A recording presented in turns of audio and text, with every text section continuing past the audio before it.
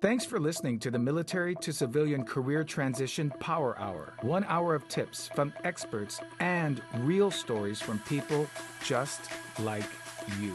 For those thinking about what lies ahead, for those going through the job search, and those who have paved the way to their next career after the military. These professionals are dedicated to helping you move forward successfully to the next phase of your career after the military. Welcome to Exchange.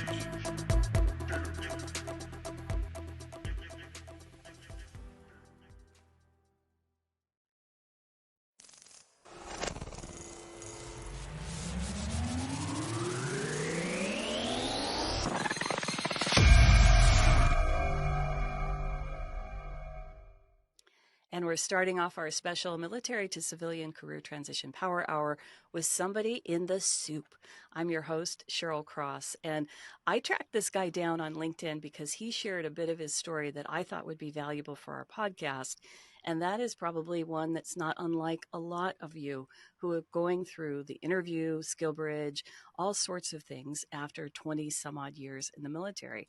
I'd like to introduce you to former Air Force Colonel Aaron Ffrench. Hi, Aaron. Thanks for joining me today. Hi, Cheryl. Thanks. It's really nice to have you here. You and I, we had a very spirited conversation before the call, the recording. And I just want to say that there's just not enough time to cover all the big things you want to bring to the table. Right. But I'm just going to say something that you mentioned that resonated with me, which was about having a plan. Tell me how this idea of having a plan, getting out of the military has changed for you over the last year or so. Plan is a plan, right? It is an outline. It is a guide and somewhere that someone has either provided to me or it's some kind of an amalgamation of where we wanted to kind of figure this out, right? So I had a plan with my wife. It wasn't just my plan, right? When I say my plan, it's Team Ffrench that went after this. We always had an original plan of we were still loving the military. Still love the military, right? It was just when is when. Well, that got close, and it was always with my two girls. As soon as the first one hit high school, that was the time, right? We were going to be stationary, let them both go through the same high school, move on. Well, that started the idea of what kind of milestone do we need to work through? What kind of backwards plan do we have to work? Well, fortunate or not, right? I didn't have a real good plan other than maybe throwing something on chicken scratch about 2 years out to say, okay, we got back to Texas, which was on our short list. We had several others, but it just worked out that way that we ended up back here, families here. And then to figure out, okay, house, job, okay, everything's starting to build on, the pressure was already starting to come on 2 years out, even when that conversation of, okay, I think it's it. I think we're going to hit the when button, right? That's coming in. It was absolutely not an easy button. It was a when button. When things started to kind of figure out, it was still a matter of, okay, I'm going to figure out how to get out of the military. But the fundamental purpose of all of that was still to be able to provide security for everything for my family. And I've been in a fortunate situation that we were not necessarily paycheck to paycheck, but that still comes into your plan. It has to come into your plan how you're going to provide.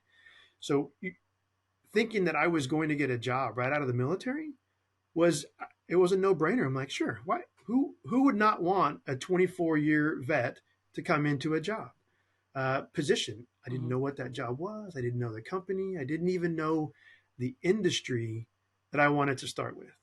I had a short list of things I wanted to stay away from. I had a list of things that I would like to try. So learning more about the mandatory program, the mandatory retirement, TAPS, there's also an E-TAPS the Air Force provides that I actually took both just to see what the different flavors of conversation and the guidance and mentoring. Well, not to speak poorly of a program, I don't think that it did what it's supposed to do. I think it goes to the checkbox. We go through slides, we go through talking points, we go through, make sure you do TRICARE, make sure you do this, make sure you look at what you're going through, but it doesn't build you for who you are. It doesn't tell you how to have a conversation with somebody where it's whether it's a formal or informal interview. It doesn't really do that in TAPS.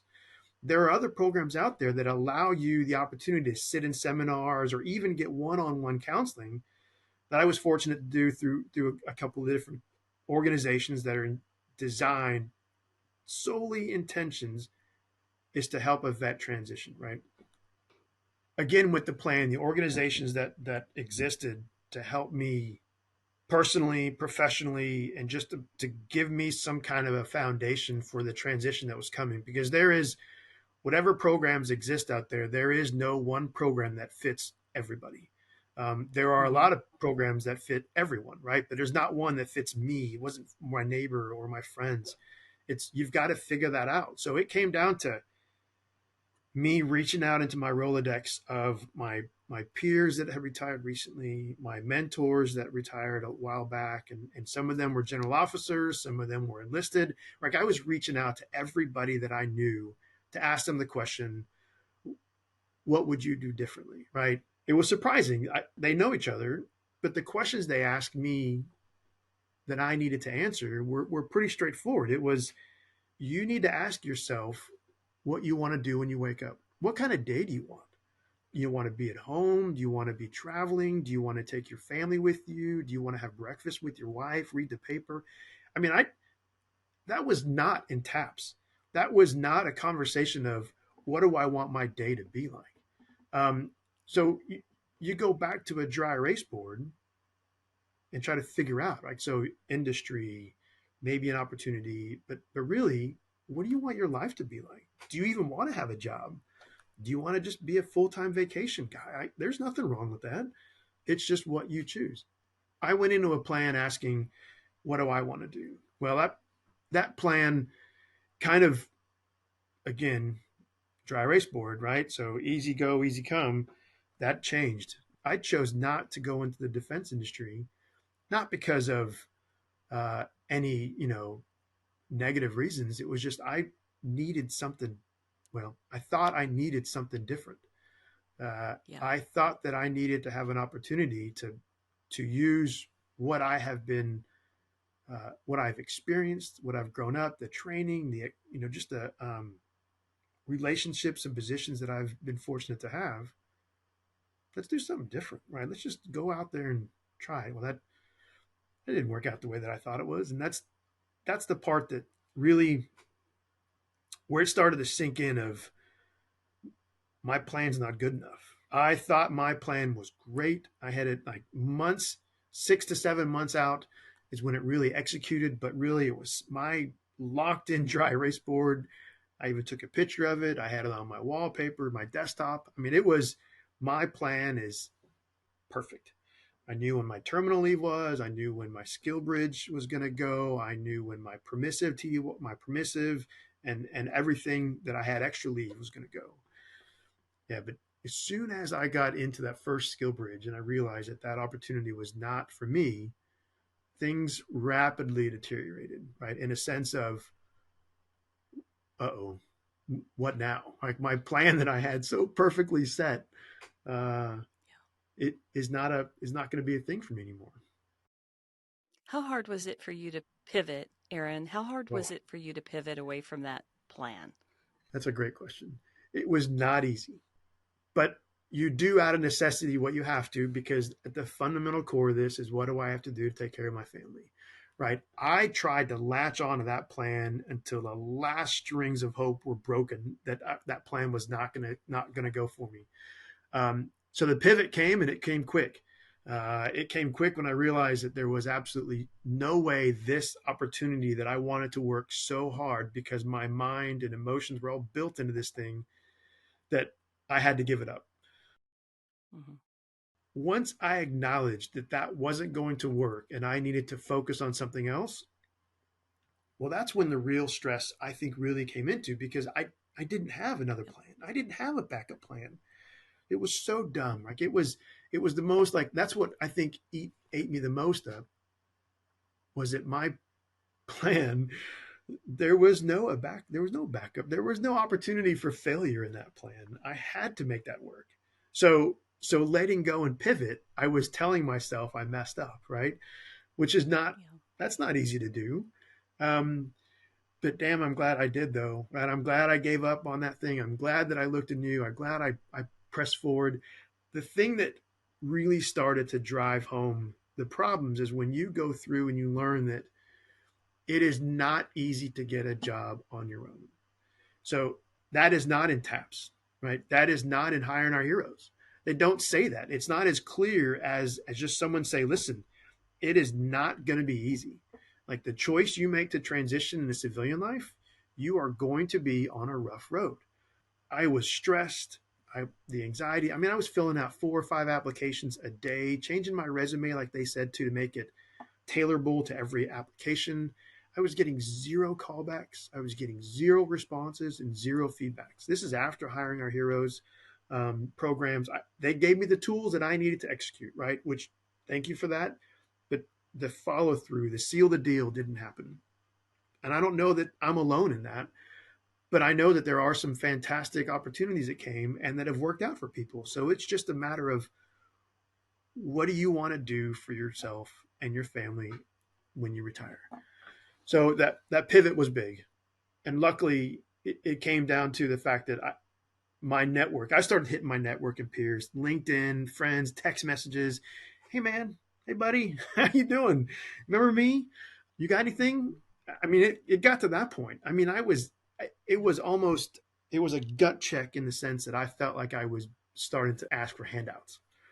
And it's not because of financials, right? It wasn't because I needed that. It was my own mental state that I don't do good idle.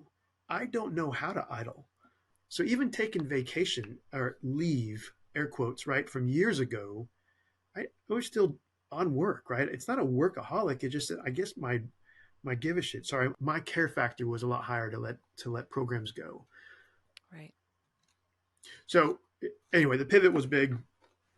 It was good. It was a big milestone. It was a milestone in a sense of I started to really start answering those questions of what I thought I needed.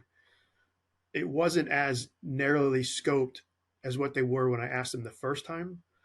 It was more of a, well, let's see what opportunity I can land, and let's see what I can turn that opportunity into for me. So, like this opportunity that I'm in right now, I'm back in the defense industry. I'm super fortunate to be picked up for this company. And again, it was not on my number one list, but I am extremely fortunate to be here. I'm calling it a soft landing because of the terminology and some of the organizations they work with, I'm familiar with. The team I'm working with, I love it, right? I don't think I've ever felt this welcomed on a team that is, some of them are prior vets and some of them are not. But the team that I'm on, it is another family that has almost instantaneously been built. And I am super glad that this is working out this way. And now it's just a matter of me learning, what my job is to go forward with that. As of this recording, you're only about 11 days in. So we put Aaron in the soup because he's still very early, and everybody loves their first job. Everybody is like, I'm going to make this work. I love them. I'm so excited. But I want to point out how brave you are. And I also want to point something out to you. I don't know if you knew that you do this, but you talk about, how we do it, or, people. So you're distancing yourself. But when you talk about what you go through in the first person, it gets very vulnerable. I don't know how to preface this, but how have you learned to advocate for yourself in this process, or are you still learning it? I think that that's one of those things I will forever be learning. I have had to find time just to pay attention to what's going on. So my wife and I have been married the same exact time I've been in the service, just over 24 years. We met in college. We had kids about 8 or 9 years after we were married. So we had a full life of dual income, no kids, lots of dogs. I got beagles behind me on the floor. We learned to take care of ourselves. We learned how to, but when the kids came into play, that changed it a little bit. But then by that, I was really established in the military. So like you said, the opportunity of how to take care of myself, this was another level. I realized that my emotions were high, right? The stress was high. Everything was setting me off in the house. And then my wife looks at me and she's like, this is how the transition is not supposed to go. Right. And I'm like, oh, well, that was a gut check. Right. So she called me out, and I love her for it, because it was a moment that I'm like, you know what, you're right. Let me take a moment. So I started back onto my races. The other thing I do for me is I do, marathons and triathlons, and I go out there, right? So I'm outside walking at least 30 minutes every day. If I miss it, there's something wrong, right? It's either because we had a family event or something. But I do that. That is my therapy that I have had to figure, and I've had to make more prominent in my life as of the last 6 months. Because if you don't have an out, well, then it's either going to do two things, right? It's either going to bottle up and explode somewhere down the road, or you're going to unknowingly take it out on people that are around you, like I did. So you have to have that out, whether it's reading books, it's listening to music as loud as you possibly can, it's taking vacations, it's hurting yourself on a marathon like I do. It's got to be something. That stress and anxiety, I've never felt that before. I've been put in charge of people's lives, as a commander or as a director, right? I've had people's livelihood I was responsible for. Well, that's pressure and stress in a whole world. I've always had my family there, but the fact that when you take the military away and you've got just your family to take care of, and that is all that you need to really kind of focus on besides yourself, well, then all of the little things that have kind of been either covered up or just ignored are now there staring you in your face. And you have to acknowledge that. And this transition was a huge milestone in my life and in my family's life. I mean, people say it, right? We've gone in the Air Force. They have the different programs to make sure they've got mental health days. They've got people out there to help you talk to somebody. I did, right? When my wife said this is not how it's supposed to go, I'm like, okay. So I got the opportunity to go talk to somebody. I talked to him once. It took me like 3 weeks to even acknowledge to go to talk to somebody. So I did. I talked to this individual, and he really didn't do anything but listen. I had no idea how much I had to say. And he would just ask a couple questions.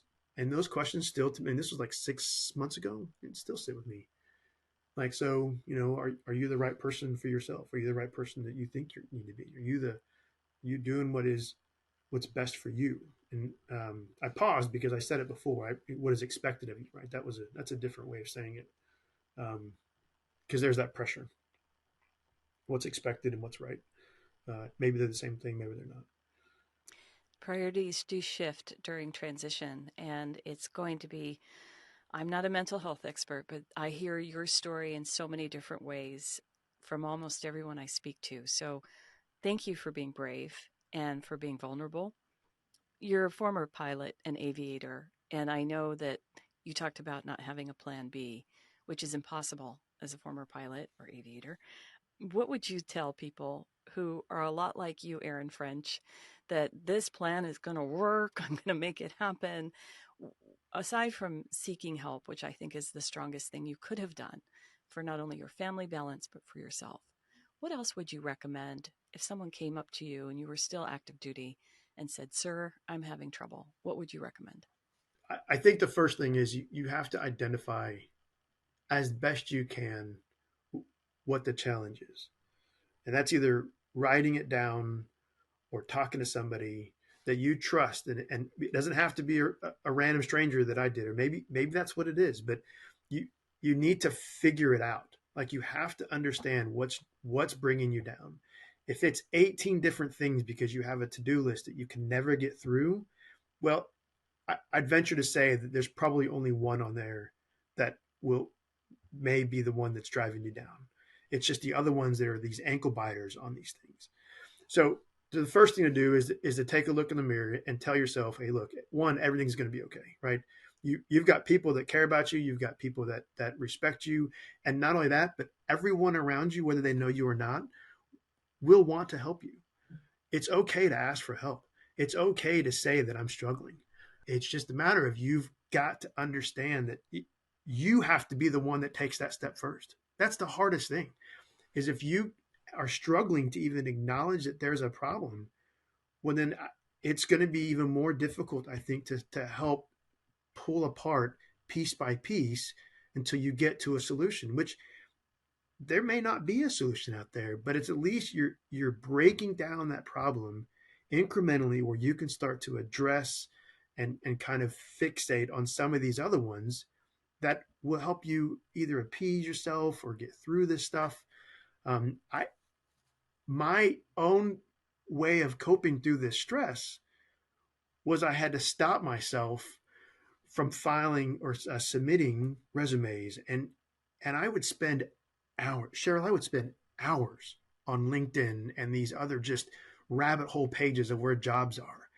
I mean, I actually set screen time on my phone that I would block off. I would stop it because I would do it in the car. I would do it, when I'm at the desk. I mean, anywhere. Like I was so fixated on trying to find a job that I was forgetting what was happening around me. Why did I transition in the first place? That's right, to spend more time with my family. So but it was baby steps on how to get to where I'm fortunate out, and I know that there are people that may not get as lucky as I am, and I'm here to help as best I can, right? I don't have the solution. I don't have the answer for everyone, but I know that I can at least put things in perspective of having a conversation with somebody that might have another direction to address to. But the things I tell people, that if they're struggling, it's okay. Let's talk about it. What is the problem, right? What are you struggling with? Can we put some tangential feeling on some of this stuff, or is it all just a nebulous thing that there's an unidentifiable amount of pressure? Where's that coming from, right? The guy that I talked to, that pressure was only coming from me. It was only internalized that I was feeling the pressure, which was a huge release to hear me say, "Yeah, I think you're right." I mean, it was like this immediate identification. Did it help when you realized that, Aaron? Did it lift any weight off your shoulders? Yes and no, right? So yes, because now I had a target. Now I understood um, what the problem was. It it didn't solve the problem, right? It didn't solve why that pressure was built up in the first place, but it did help me acknowledge the fact that I was doing this to myself. It did help me like come to terms that I, I was my own enemy that was defeating my purpose, right? Which was silly. I mean, I've got a big smile on my face because it was so fundamental that it was myself. It wasn't my family. It wasn't anybody else. Like the Air Force wasn't telling me to leave yet. My family's not the one hounding me to get a job. It was me. So that I became fixated on that job.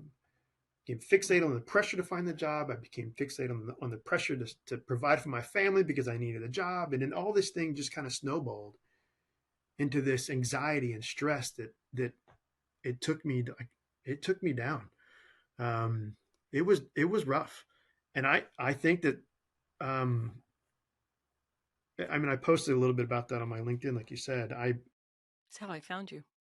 Yeah, I had some people reach out, some that I knew, some that I didn't, and why I said yes to talk to you is that I know everyone's going through this, right? There's no, I mean, very few people do this, right? Some people will take a job, and this is not to negate anybody's reasons for taking a job, but people take jobs for different reasons, right? Because they love the opportunity, they love the mission that whatever that opportunity presents it. They need a job because they need the money.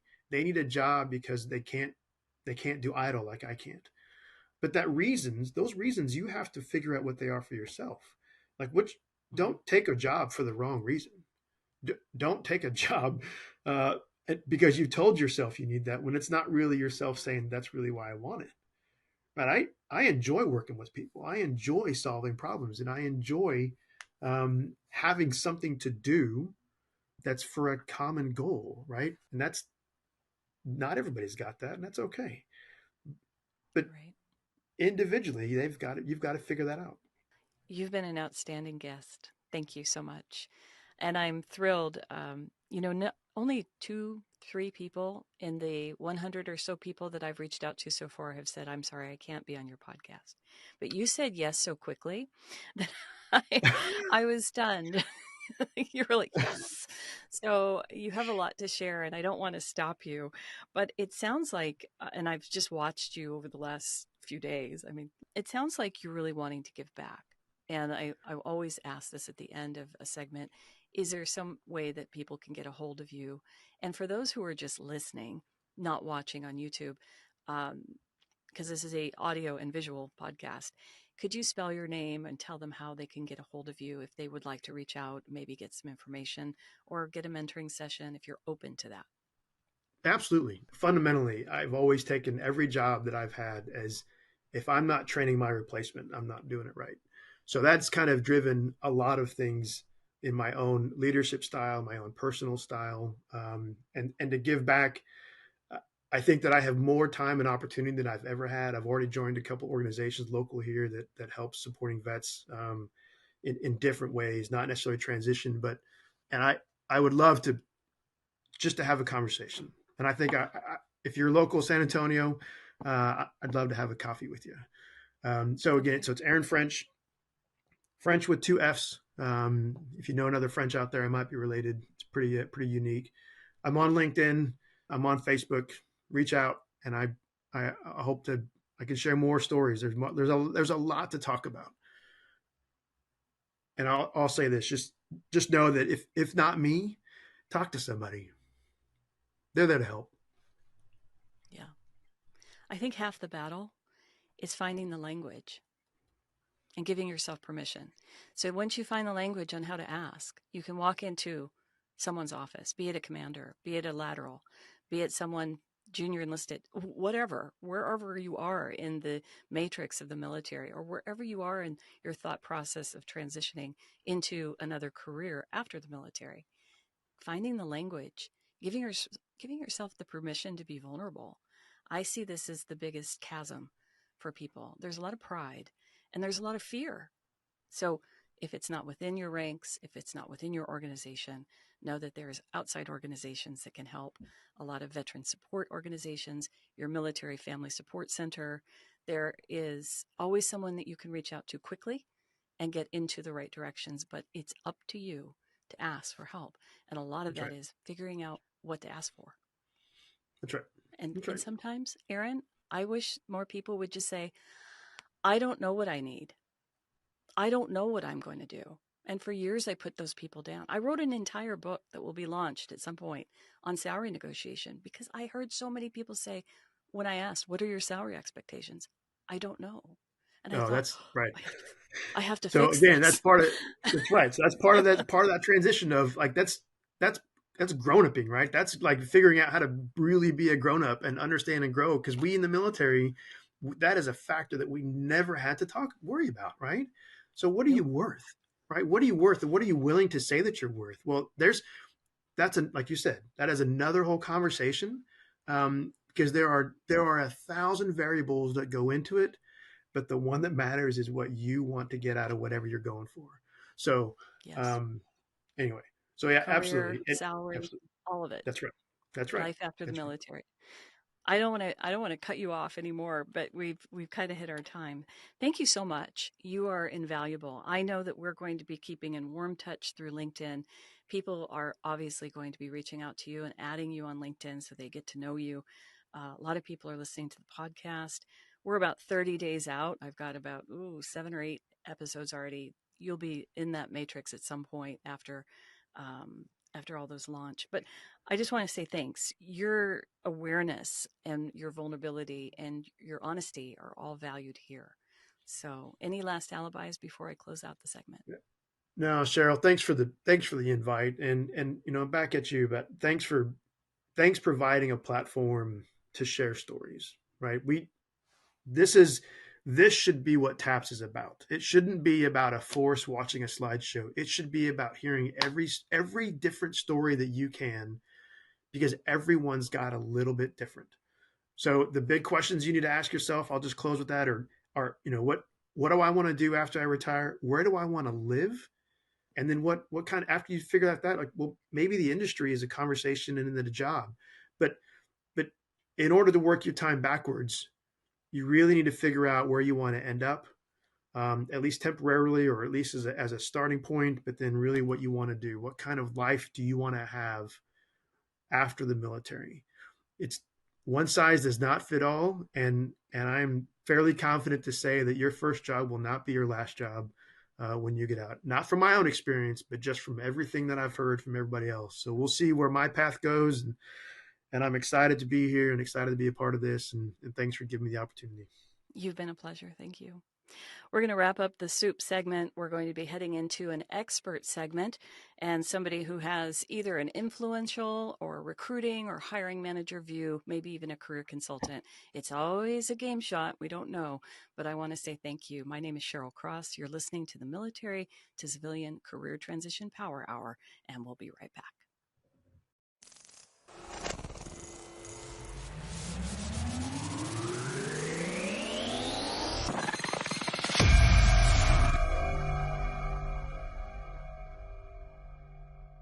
Hello and welcome back. I'm Cheryl Cross, and you are listening to the Military to Civilian Career Transition Power Hour. And today we have an expert, somebody who knows so much about resumes and actually podcasting. She had a podcast for many years, the Resume Storyteller podcast. She says it's in archives, so you can go and check it out. But I'm super excited to have her on my podcast. Her name is Virginia Franco. Hi, Virginia. How are you today? Hi, very good. Thank you for having me, Cheryl. I'm so excited when I found you on LinkedIn, and then I reached out to you and I said, I want to pick your brain. I want to ask you questions, because in every hour of every episode, we have just one expert. And I knew, just reading your posts and some of your LinkedIn information, that you would really be able to disseminate some of the things that they could walk away and take home, like today or whenever they're ready to write their resume. Yep. So I'm just going to let you launch, because this is your wheelhouse. So go for it. Oh gosh, where do I start? I thank you for saying that about my content. I do aim to share actionable advice so that you can walk away with ideas, understanding how people read and how that informs your writing. As I feel like that education helps not just with resume writing. These are the techniques that I use in a lot of cases can be applied to writing emails, to doing slide decks for presentations, all of it. So you're a storyteller. I Right. know this just because we started with stories when we first started talking, Mm-hmm. before we hit the record button. You said something to me before. You said, everybody has a career story, and I want to help them boil that back. Go into more detail on that. A lot of people, I feel like, sort of I guess one of the biggest mistakes that I see people make when they're writing their own resumes is they focus on, this is what I did day in and day out. These are my responsibilities. That sort of information does not distinguish you from or differentiate you from your competition. Your stories are what do differentiate you, and they're what make you memorable. So and everyone has a story. And so what I do when I walk my clients through their career to understand what I need to include on their documents is I will ask them, okay, what do things look like at your job before, and what do they look like after? And what was your role in getting things from before to after? And why is that, in the big picture, why is that relevant to the company, to the team, to the customer, et cetera? That is your micro story. So that's the story of that particular experience. You do that over and over again, and 9 times out of 10, you will find that there are common threads throughout each experience. And then that becomes your brand. And that's what you include in the summary at the very top. But by focusing on the before and after in each role, that is how you write a resume that is not responsibilities based, but it's achievement based. It's a series of micro stories that will really differentiate you.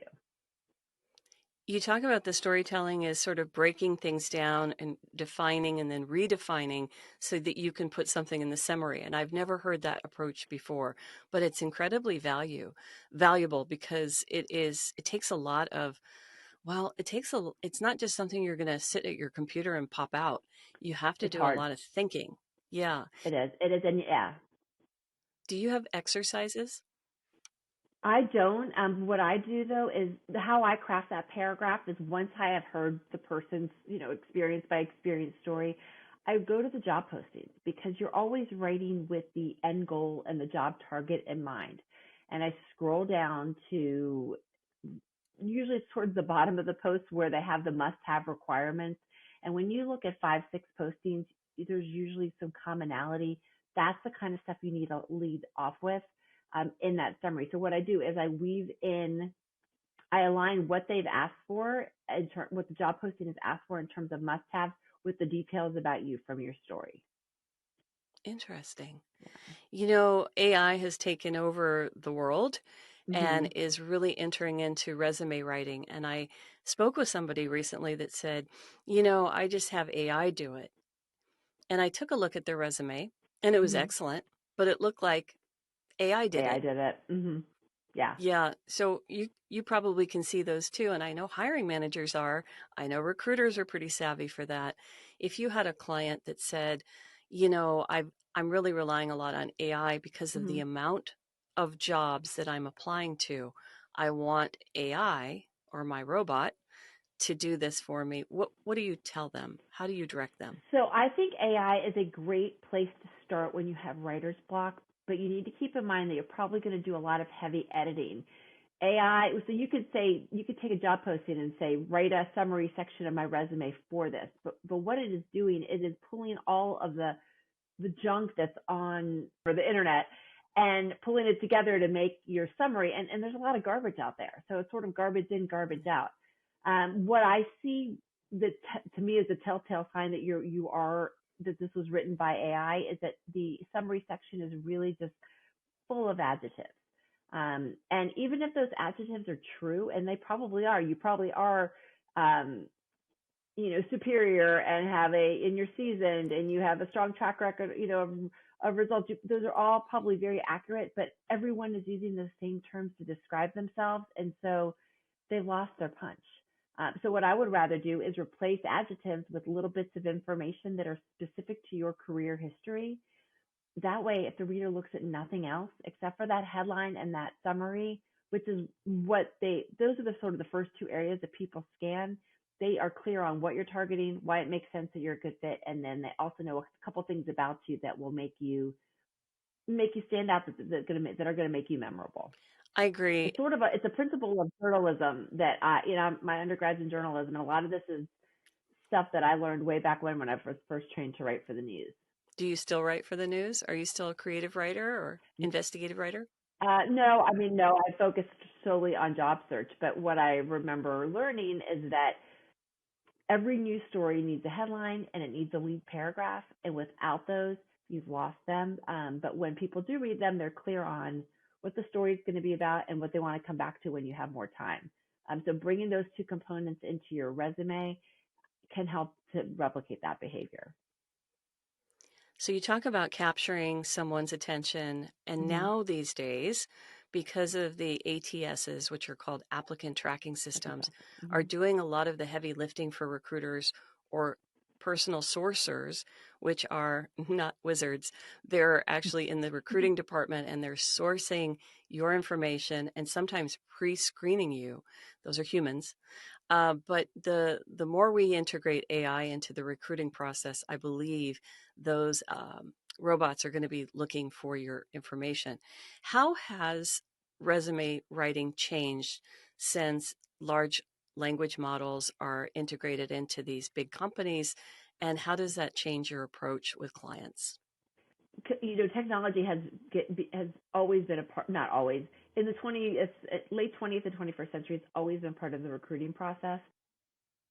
What I think is important to remember with ATS, applicant tracking software systems, and all of these tools is that they are used to help the decision makers to file and organize all of the information that they have.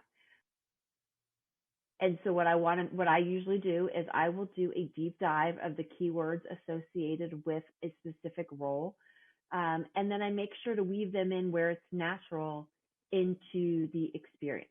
But I prefer to focus on writing for the human versus the bots, because except for maybe at really, really big companies, there is usually a person at the other end who is looking at these.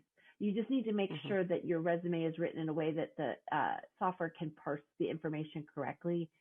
Where I have seen, though, where keywords can make a really, really big impact, and I've been focusing on it very heavily in the past couple of years, is on your LinkedIn. Because we know that decision makers are out there, they're using LinkedIn to search for you.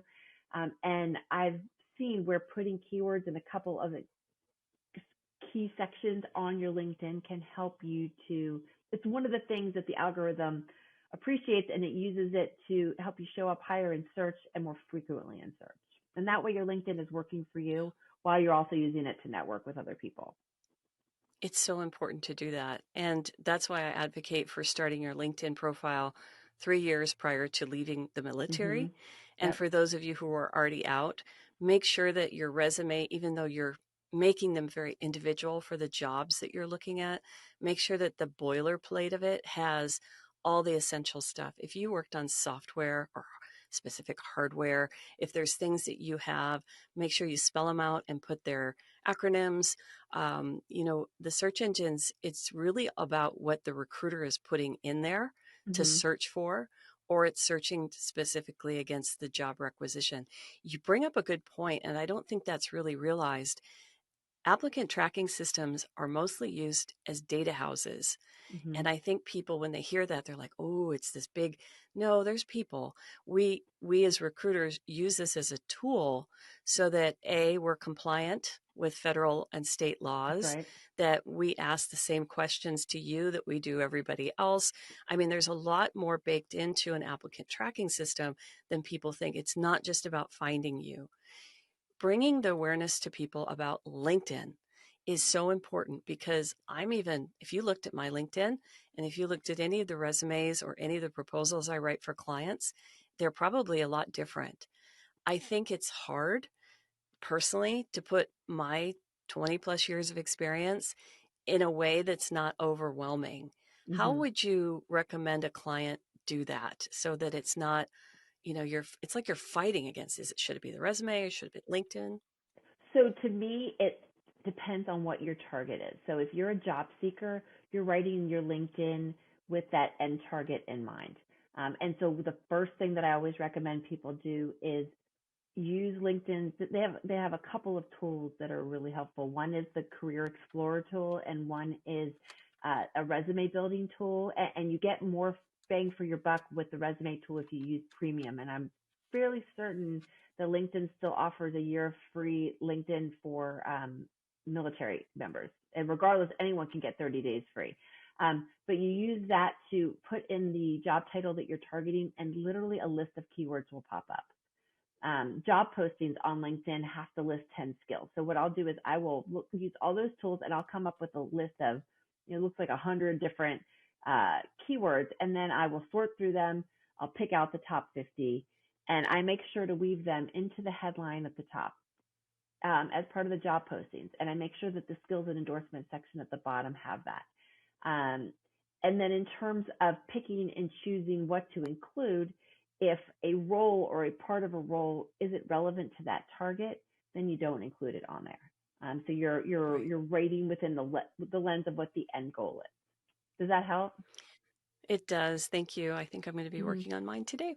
So I might have to call you a little bit later. Sometimes people aren't. You might be. You're not actively looking, but you still want to be considered as a top candidate. So in that case, what you do is you write your current experience, sort of explains what you were brought on to do, but you're still writing as if you're a strong ambassador of that organization's. And so especially if you're in a role that is public facing, or you are in any way interfacing with other people, and they are using that profile for things beyond job search, then you're certainly not going to write about your experience and throw a company under the bus, for instance, or talk about how things are a hot mess and you fix them. But you can speak to what you were brought on to do, what your role is about, and maybe give a little blurb about what that particular department or organization, what their mission is. I like that you say that. I've heard so many stories of woe on how people were mistreated, and it's like on one end, Not a good I look. like Yeah. listening. It's just tough it's tough not to do it, especially if you've really been wronged. But you talk about it in the resume. It bleeds through on everything. If you're unhappy with a former employer, fix it. Yeah, and practice your speech as to why you're looking to leave. Because if there is a hint of emotion or pain, people don't know you well enough to know whether you're trusted or not. And so you need to have an answer or a response that's short, sweet, to the point, and is forward focused. Thank you. Thank you for bringing that up. I think that we can't talk about that enough. Yeah. So let's reiterate that point, because for those of you who probably are going to get out of the military and have a few jobs before you settle in on one that is really a career. Yeah, the military probably did you wrong. That first job or skill bridge program probably didn't hire you or did you wrong, but the recruiters don't want to hear it. I don't care how friendly they are. And I always thought, gosh, it's because I'm such a nice person and I've asked them all these questions. We spent an hour on the phone. Well, let me give you a litmus test. So if you spend less than 5 hours with somebody, don't complain to them. And by complaining, I mean do not share your unhappiness. Complain to your therapist, complain to your spouse, complain to your parents, complain to your older children, not your younger kids. Complain to people or your mentor, but do not complain to someone who's looking at you for a job. I don't care how horrifying it was. They don't want to hear it. That's right. Yeah, because the intent behind the why are you looking question is not to really know what happened. It's to understand why you are interested in them. And so talk about what it is about this role, this company, the culture that appeals to you. And again, you have one quick sentence as to why you're looking, and then this is why I'm so excited about this particular opportunity. It takes practice, friends. It really does.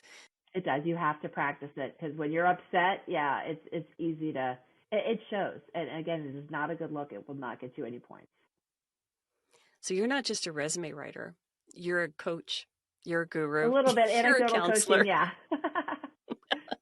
I have a background. I have a degree in social work as well. So I did that for a couple years before I pivoted. Yeah. And journalism. So you're an investigative journalist. You're a social worker, and now you're writing resumes. And it looks like, because of the amount of time you've been doing it, that you really love it. What do you love about this? People have the coolest stories, and it is so exciting for me to tell stories where maybe the dots don't seem to connect at first glance, or it's sort of a complicated tale, and helping people shine on paper and on screen is my favorite thing to do. How do you feel when they call and say, I got the job? There's nothing better. Nothing better. And now I'm really happy when I find out they got found on LinkedIn too. Right? Yeah. How are some other ways that people are? I mean, I am a super user on LinkedIn. I found you through LinkedIn. I think Marisol Maloney suggested that I speak to you, who's just a rock star. She's wonderful. We met in San Diego in the spring. Oh, okay. Was that at the MIC? It was at the Career Thought Leaders Conference. Okay. Yes. Yeah. She's making the rounds. I knew her when she was here in Hawaii, active duty. Okay. She told me I wanted to be a recruiter, and I was like, really? You're so talented. Why would you want to? No, I didn't say that. But I really watched her grow and shine, and she is just tenacious. Just tenacious. Agree. Okay, enough about Marisol. Let's talk about you. You've been writing resumes since 2008, and you're going to continue. You've had several years of a podcast. You're giving back. What's the future hold for you? Are you just continuing to morph as the business morphs, because technology is being added?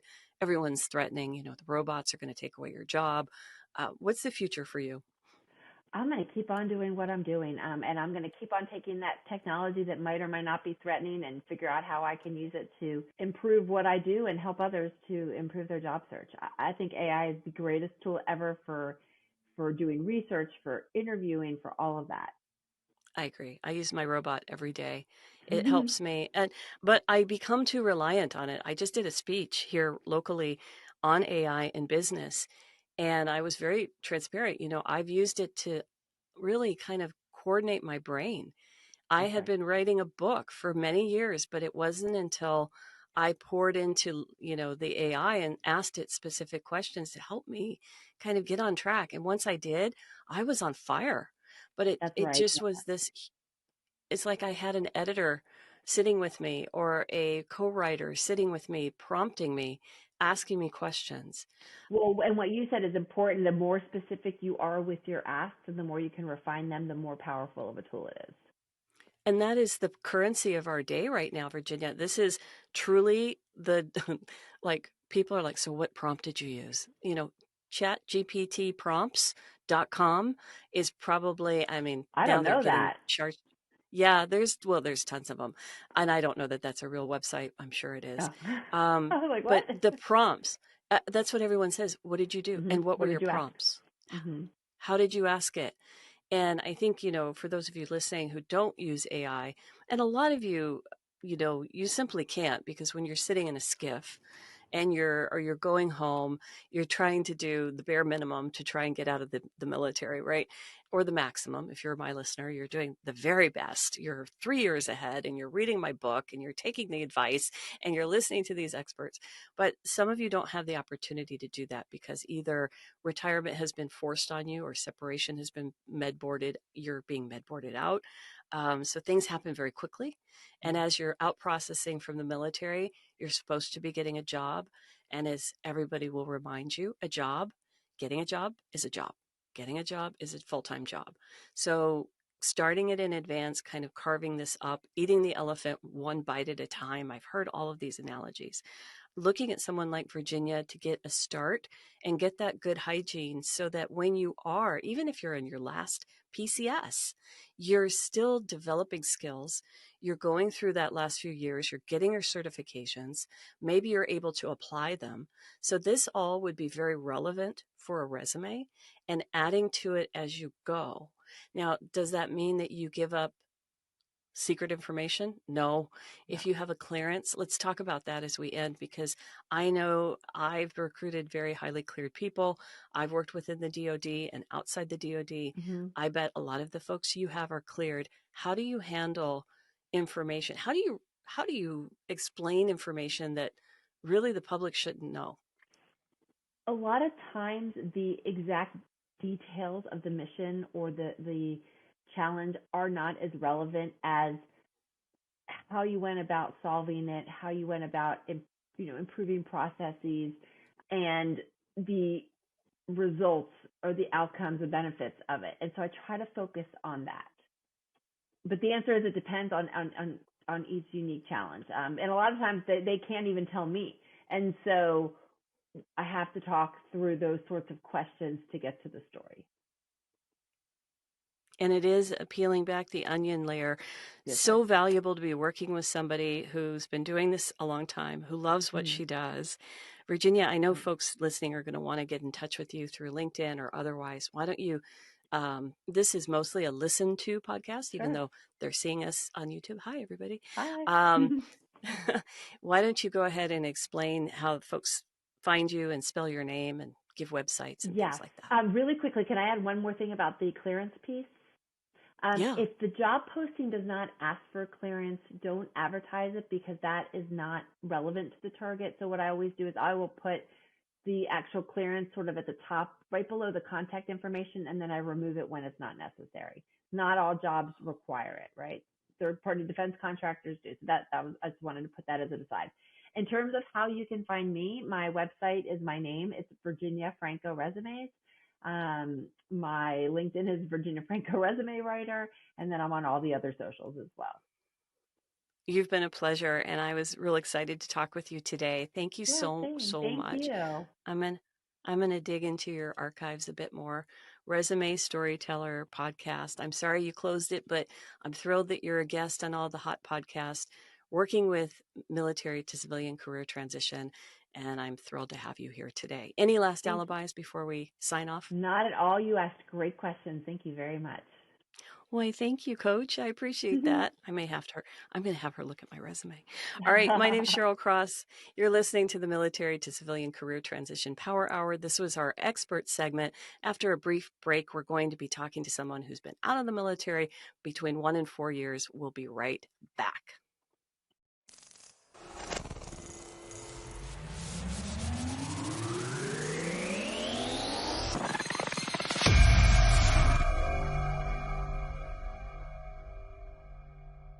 And we're back.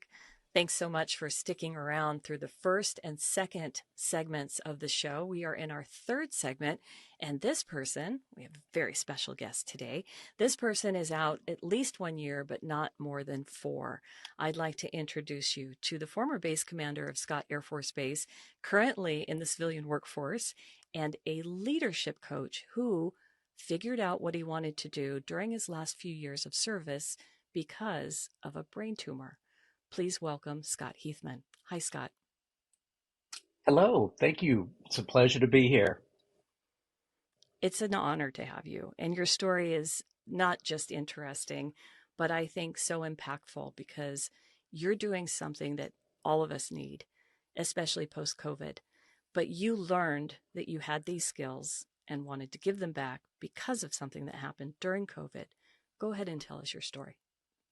Yeah, it was pretty interesting. I was actually stationed at Fairchild Air Force Base when we were involved, my wife and I were involved in a car accident. We got hit from behind. And through the series of them looking at my neck, I had a little bit of a whiplash injury. You know, they do the MRI and everything like that. A few days later, when I got a call from my flight doctor, he very kindly asked me if I was aware that I have a brain tumor. And I tell you, that's not a call that you get every day. It was a very strange thing to hear, surreal and very deadly serious at the same time, right? And this was back in 2019 is when I was first diagnosed in January of 2019. So as you can imagine, over the course of time, you know, several visits with neurosurgeons and neurologists and things like that, all kinds of specialist visits. We ended up watching this thing for about a year because at that time it really wasn't affecting anything. And again, to that point, I had no idea it was even there. And we still don't have an idea of how long it was there in my head. But about a year later, I had already moved to Scott Air Force Base. I took command in the summer of 2019.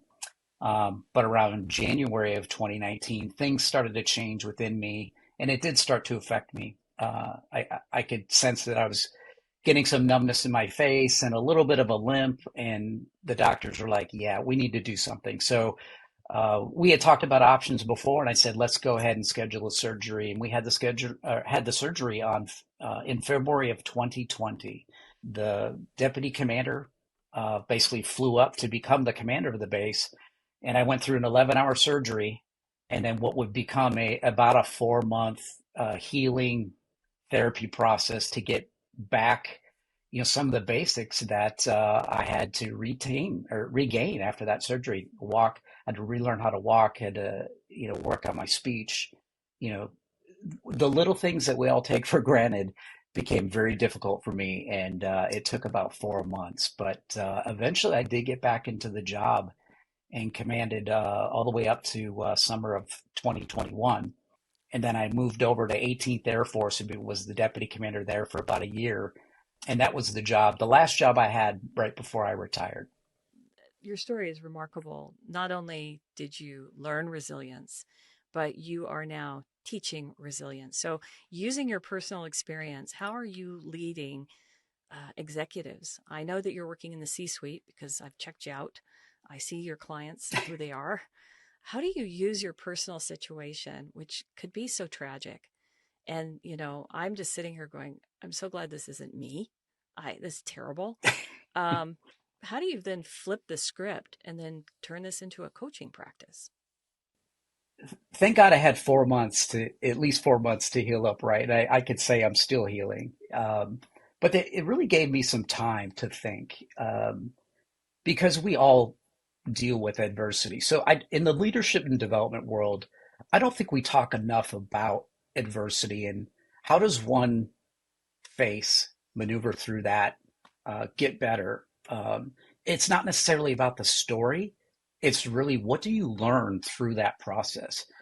That's what I've come to know about how we build resilience. I can't teach you how to be more resilient from a standpoint of you never going through adversity. I do believe everything that we go through as far as what we call adversity, it could be the loss of a loved one. It could be a job you didn't get. It just could be something bad happening that you didn't expect. If the event itself is not always the important factor here, it's the way we maneuver through that and keep looking forward. I think that's where the learning of resilience really comes into play here. And that's something I had a lot of time to think about. And in my mind, I kind of developed a blueprint for that to be a little bit more proactive in how we think about resilience. I'm never going to give you a silver bullet here to avoid everything adverse in your life, right? But what I can help leaders with and what I can help managers with is how to face it a little bit better because these are emotional events. And so I use a combination of certifications that I've earned while I was in the Air Force, whether it be emotional intelligence, different resilience courses I've been through, and my own personal experience to look at leadership and development, not just from the hard skills point of view, but let's tackle the soft skills, which I actually think are the harder skills to tackle and the ones that most leaders these days are really struggling with because they're hard to talk about, they're emotional. These are tough conversations to have with people. Relationships are messy. I like to say leadership would be so easy if it wasn't for the people, right? Uh, leading is tough. It is tough and you never stop learning. I think there's a curiosity aspect that must stay with a leader if they're going to get better. They need to be curious about not only just the weaknesses that maybe come to the surface or that they have some self awareness of, but also where are they utilizing their strengths? And I think through all of that, I've been able to talk with leaders either through coaching, through speaking, motivational speaking, or maybe it's just a large facilitation of training. Through those three different avenues, I've been very successful to talk to organizations, and I could see the aha moments come about. And honestly, that is what really serves me well is I love to see that aha moment in a person, in a team, in an organization. And that's where I want to be. And that's why I decided to go down this path in the first place. Before I started recording, we had a chance to talk, and you said something that I'm going to pull you back to. Mission first versus people first. I want you to talk Yes. about how you've created something new from what you saw, because think of our audience. They're either currently a service member, thinking of what they're going to do, or creating a plan. That's the whole goal of this podcast. Hear Mm-hmm. these stories so you don't walk in these same pits or holes, or you take this bridge or you take this tunnel, whatever. What made you think I'm going to do people first versus mission first? Go into that and unpack that for me. Every person that served in the military or even gotten one promotion or just made it through boot camp, whatever it may be, um, we don't do these things by ourselves. There's a lot of men and women that are either mentoring, coaching, leading, guiding, tough love, giving us some tough love when we need it. I'm the product of many, many great leaders that have poured a lot into me. I was first introduced to the idea of servant leadership when I was an executive officer to a base commander when I was very young. I didn't really even know what the term was. And funny enough, when I went after my master's degree, I got a concentration in servant leadership because I was, for the first time, I could see myself as I am that kind of person that enjoys service to others. I want to get better at that though. And that's why I went after that. And through understanding servant leadership, I started meeting others who very much led or operated the same way. You know, again, we had same operating systems, if you will, right? And when you start surrounding yourself with folks like that, boy, it's hard not to take all that in and just keep driving. And then years later, I had met an amazing woman. Her name is Claude Silver, and she works for VaynerMedia. She is the chief heart officer. And what I love about Claude is she is a people first leader. And when I was going to school at the Navy War College up in Rhode Island, their headquarters is out of New York City. And I had sent her a LinkedIn message one day because I came to just, there was something interesting about her title. Like, she's not the CFO, the chief financial officer. She's not the chief operating officer. She's the chief heart officer and the number two in the company behind the CEO. And I just basically sent her a note saying, where did you get this title? And should you ever lose your job, can I have it someday? Because this sounds absolutely fascinating to me. And I said, I have to learn how she's been able to make this so crystal clear that it's people first, not mission first. And she responded and she invited me out to New York and I shadowed her for an entire day. And she showed me what it's like being a people first leader. And she also talked to me about how I could pull that into the military.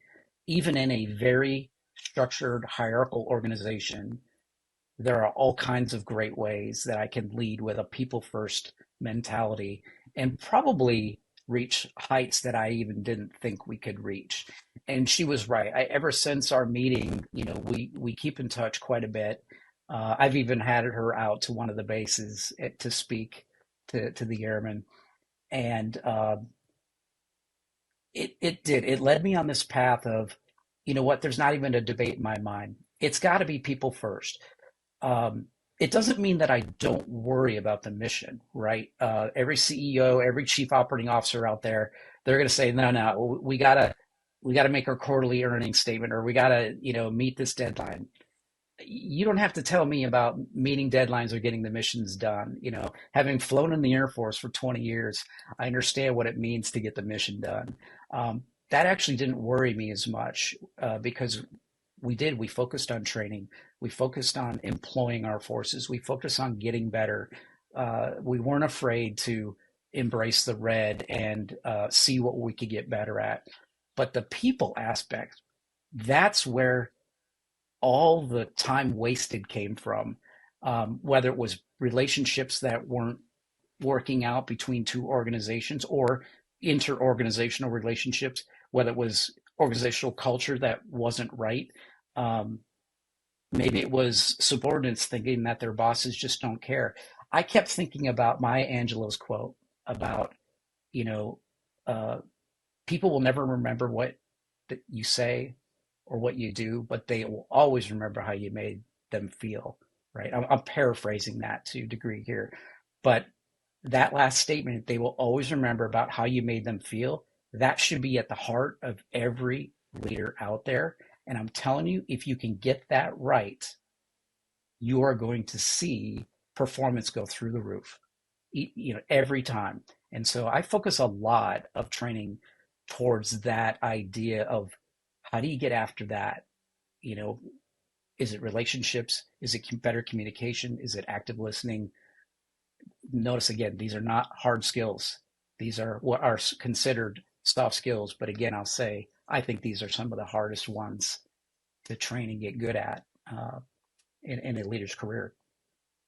How does resilience marry servant leadership? How do you blend the two?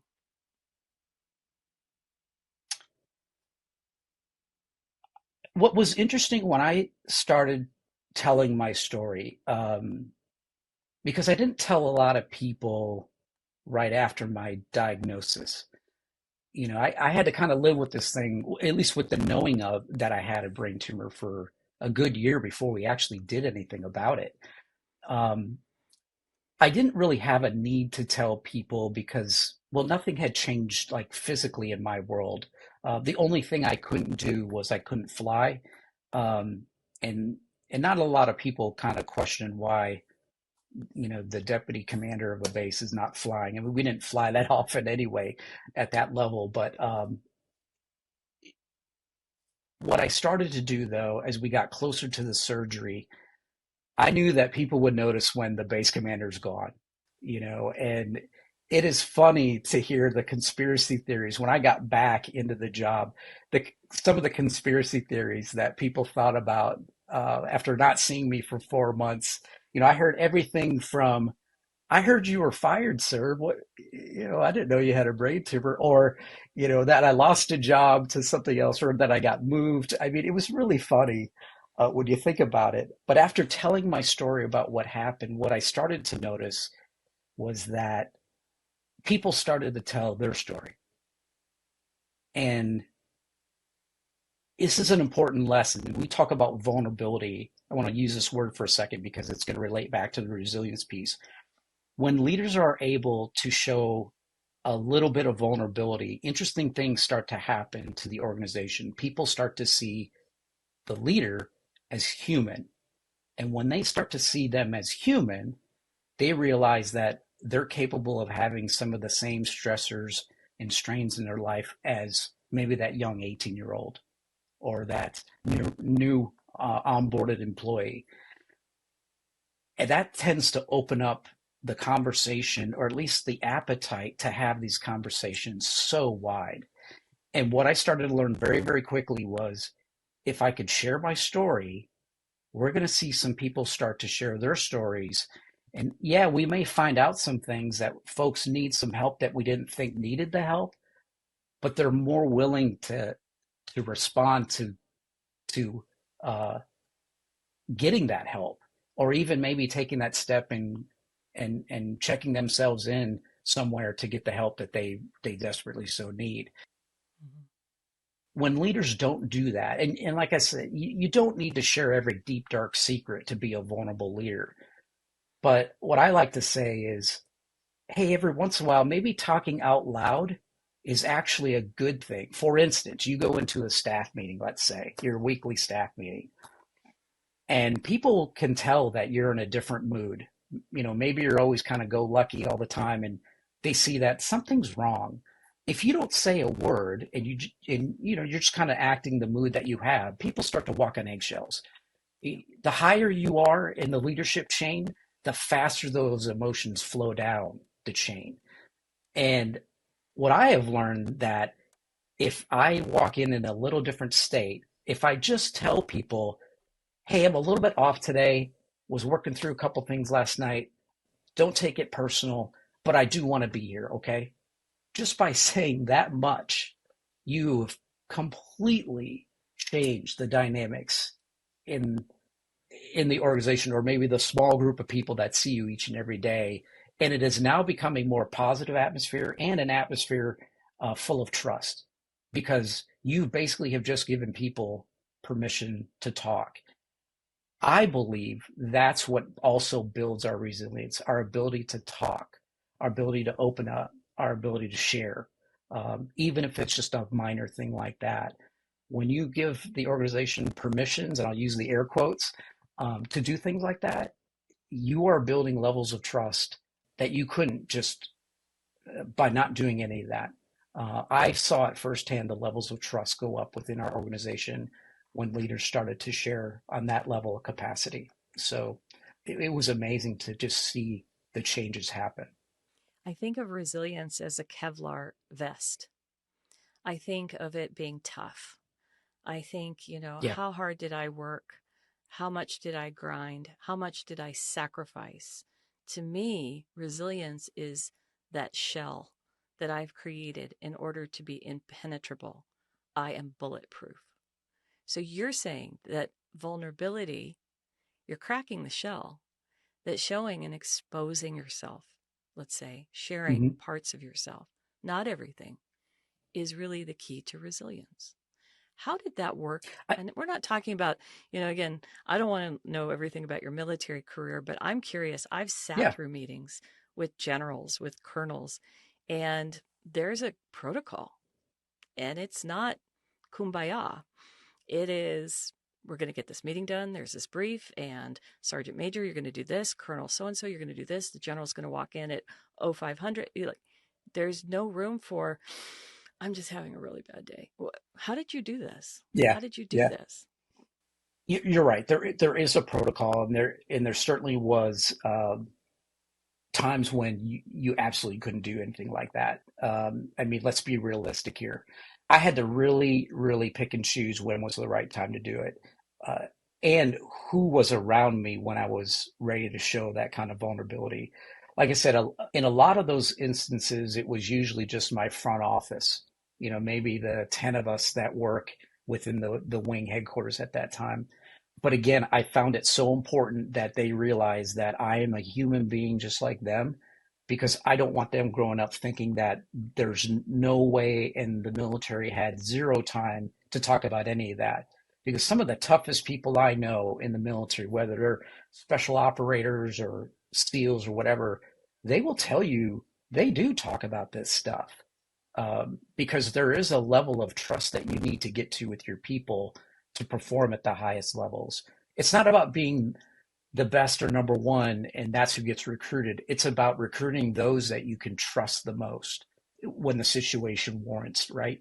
Yeah, there may be times when we had to prep for a 4-star visit, and the chief of staff of the Air Force is coming. This is probably not the time for me or anybody else to, really come full forward with a lot of their feelings. However, there certainly is a minute or two within that visit where I could pull an airman aside that I saw while we were showcasing maybe the clinic, let's say, to the chief of staff, and I just saw an airman who wasn't on their game. Mm-hmm. It, I didn't think anything of it. As we were kind of walking by, I'd put my arm on them and just on their shoulder and just say, "Hey, are you doing all right?"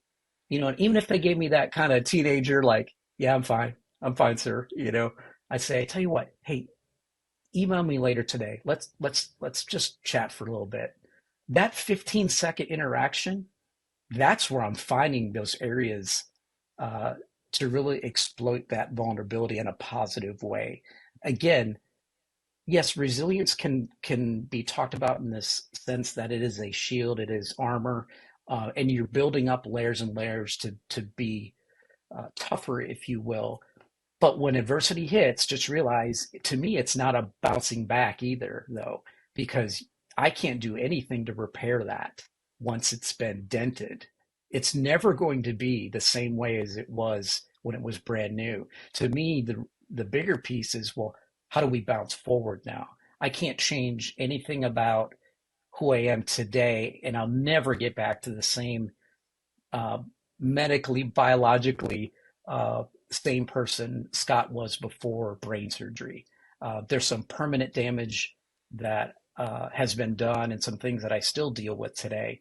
It's all about, okay, how do I operate now with what I have? How do I do what I can with what I've got? That to me is really where resilience should be invested in and really learned, is how do I bounce forward from this with what I got, and how do I use those tools now? It might be in a different way, but still use them to my advantage to do some really great things. So again, even in the protocol of military, or even within private industry, whether it's in a board meeting or a meeting with C-suite, whatever, there is always time to pull somebody aside and either mentor up, pull your boss aside and say, "Are you doing okay? Can I get you a cup of coffee sometime?" I mean, what's the harm in even asking that question? So you never know what you do need to be prepared though, because you never know what might come out of that person's mouth, right? So if you truly, genuinely believe that you want to be there for someone, then just be prepared for what might come out, because you may need to ask for some reinforcement. If it's beyond your professional capacity, you may need to bring in some experts. And I say that out of respect for some of the things that I've heard some of my airmen say to me. you're working in the corporate space. I would imagine that if I were a CEO of a company, I would think you're so super cool. And I would want to hear every story, every military story, because as a civilian, it's just like your life is just so sexy and so cool. And this is the stuff we see on TV and the movies. How do you become relational to these folks so they don't think of you as, I mean, you're a bit of a superstar, but you're really down to earth, Scott. Um, I appreciate how do that. Thank you you. get the conversation away from the military? And I mean, this is who you were for 20 some odd years, but how do you get it to be Yeah. focused more on them? Yeah, it's and I've experienced this a couple times. I start asking them questions. I think a really good coach asks really good questions. Really great leaders ask really great questions. And you can tell those great leaders that have really high active listening skills. It's because they're so busy asking questions and listening. So I quickly go into question asking mode. I do also try to find ways, you know this just as good as anybody else who's dealt with military members in transition.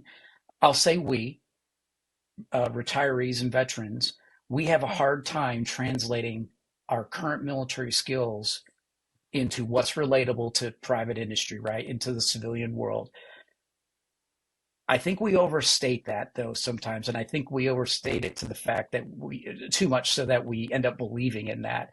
There are so many skills that we bring to the civilian sector. It's just it's ridiculous. There is an art though to translating those, and you talk about that in your book. There is an art form to that.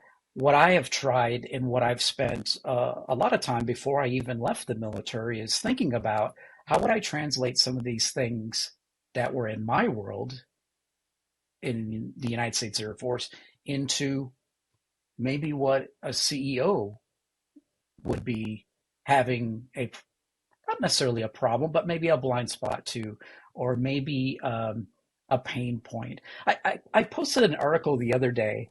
I just got done teaching a 3-day course to about 30 Air Force auditors. Okay. Um, Now raise your hand if you like auditors. You know, if you've ever had a positive experience with an auditor. Not too many hands, go up, I'm sure, from our audience here. But I started off the post with, you should hug an auditor. And I have no doubt that everybody's like, what in the world are you saying, Scott? That's the last thing I would do to the last audit I received and the people that came out. But I tell you what, again, put a human lens on this. These are human beings Yeah. who love their job. They think their job is extremely important to the Department of Defense. And again, these were Air Force auditors, so I'll speak in the defense here. They want nothing more than to see these organizations succeed. But when they show up at the organization's front door, the unit's front door, they are not greeted with a smile. It is eye rolls and what are you doing here? And what did I do wrong? All right. So I like to talk to leaders about, let's flip the script on this, okay? I had auditors too in the military. I'm sure you have quality assurance, inspections, audits. You have these same things that I went through, right? Yes, they're painful at times. But wouldn't it be great if we embraced the red and actually exposed what we're not doing right, either prior to the audit, some of these audits have like a pre-interview, or just be right up front. Hey, our operations are really humming great. We have a great safety record. But I tell you what, on our logistics side, we need to brush up on our paperwork here. There's some areas that I'm just beginning to understand that we're not doing a good job. So do you mind starting there first, audit that area and see what you find? Can you imagine anybody saying that? Well, I tell you, when I started saying those things, the auditors were like, is he okay? They were confused and they said, yes, sir. Yeah, we'll go look at that, and next thing you know, I got more information to make my organization better than I could have ever asked for. And at the end of some of these engagements or these audits, I went through a unit effectiveness inspection, which is done every 3 years, and they look at the entire base. I don't know every skeleton in every closet after three Yeah. years. I wasn't even command. Yeah, I wasn't even command for 3 years. But you don't know what you don't know. So why don't you just say that? But if you do have some areas that you're concerned about, why wouldn't you want to make them better? I decided to take embarrassment off the table, take judgment off the table, take some of these things that somehow tend to define senior leaders. Like I got to be crystal clean or I might get fired. Well, that may be the case sometimes. Again, reality that may happen. But you know what? If I expose an area that I'd like to get some help in and we get better, can you imagine the promotion at the end of that? Versus something that you just want to hide or pencil whip, get through. So that's where I try to find areas that are very common in the civilian world and say, look, I've been through these same things here. And oh, by the way, I found a better way to get through it uh, by changing a little bit of my mindset, my relational engagements with some of these organizations, and and then now here's the results that you could potentially see. Let's look at through that lens now. That seems to kind of break down some barriers when I come with a little bit of shock and awe at the beginning, to use another military term. So I think that gets after to what a senior leader is concerned about within their organization. Because at the end of the day, my stories are going to be great and all, my flying stories, yeah, that's not going to help though their company. And I am more focused on what can I do to help your company, you know, either erase that pain point or find ways to maneuver through it. And at the end of the day, it's about a bigger bottom line, right? Mm-hmm. So we got to find ways to get to that too. So I tend to kind of just ask a lot more questions, flip the script, and then, become an investigator, if you will, and try to see things through different lenses. An auditor. You become an auditor Yeah. because that's what they Yeah. do. You They got to, investigate. You yep. got to hunt. Yeah. I mean, executive coaches are pretty similar to auditors. I think it's just the title that we give them that makes it sound more comforting, if you will. So, Yeah, I don't ever go through life talking about my auditor. I talk about my mentors, my champions, my advocates, not my auditor. yeah. You'd Yep. say something, embrace the red, embrace the red. Is this going to be the title of your book? I'm curious. Just curious. Oh, it might be a book down the road, but no, the current title of my book right now is called Command with Courage. And again, it's going to cover a little bit of my story about finding out, that this big medical event, this brain tumor, if you will. I actually call the tumor Toby. I mean, why not give it a name? Let's just have a little bit of humor with it.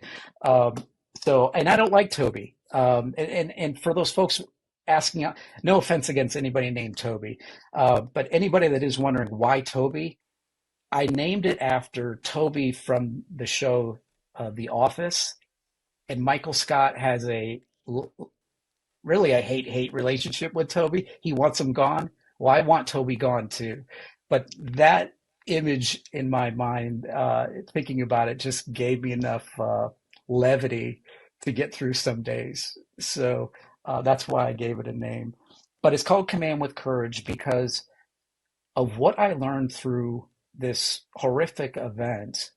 I think I found ways to tap into my leadership in far better ways than I was previously, and I was leveraging more of things like emotional intelligence, enhancing my level of self-awareness, understanding how to better regulate what's going on around me. Because after, for those that have gone through something like this or have seen somebody go through this, boy, your energy is sapped in a heartbeat. I mean, even coming back to work after 4 months, I'm coming back in June of 2020, back into being the base commander. I could only sit in front of a computer for maybe 45 minutes. I was too overloaded. It was just attacking my brain. I was exhausted. And so I would work a little bit from home. I'd come in for some meetings. I'd maybe do some, if we had some base tours or I was going to visit a unit, I just had to rethink and retool everything. And so I had to rethink about how energy affected me so much. And then I had to think about, well, what are these energy zappers? Being moody, not being self-aware, wishing I was back to my old self. None of that stuff served me anymore. What was serving me was looking forward, managing with what I've got, asking myself really good questions, asking for feedback, having accountability partners in my life, people saying, "Sir, you look exhausted. It's time to go home. Yeah. Don't sit in front of that computer anymore." And they were right. There is nothing more I was going to gain by another hour reading email. Honestly, that email will be there tomorrow.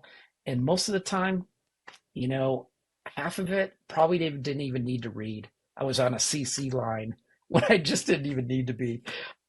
So I got really good at managing email and things like that. And with Command with Courage, what I want to convey to the readers is, yes, an event happened, adversity happened. Everybody deals with that.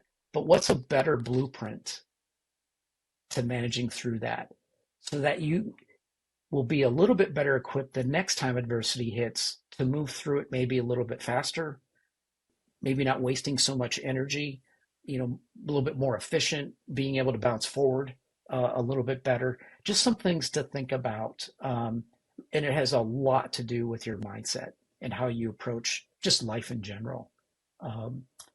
Because if you're, crying over spilled milk all the time, boy, that's not good healing for anybody dealing with any sort of mental trauma or physical ailments. It's just wasting energy. There's a better way to go about this, so that you don't just crash when the next piece of adversity hits you, hits your life. So that's what I'm hoping to do and educate people on what I've learned.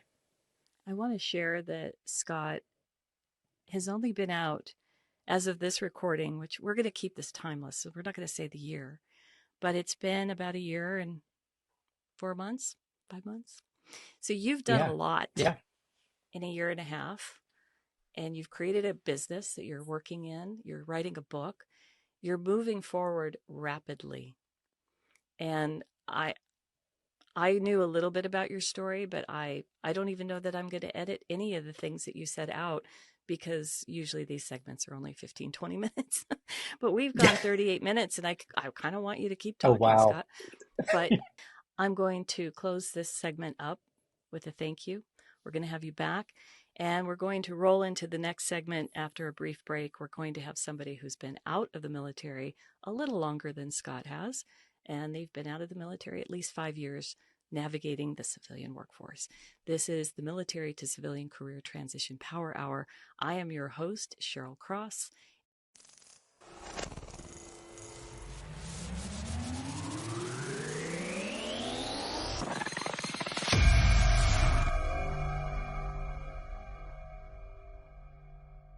As we round up the last part of our show, we have not one but two guests in the room today.